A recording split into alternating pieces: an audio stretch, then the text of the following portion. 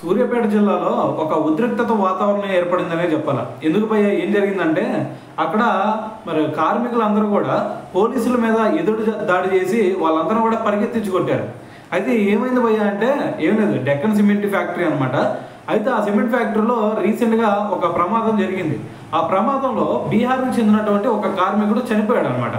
So మరి అతను చనిపోయాడు కదా అని చెప్పేసి అక్కడ ఆ యాజమాన్యం ఏం చేసింది, మేము ఇతనికి పరిహారం ఇస్తాము అని చెప్పేసి వాళ్ళు ముందు చెప్పడం జరిగింది.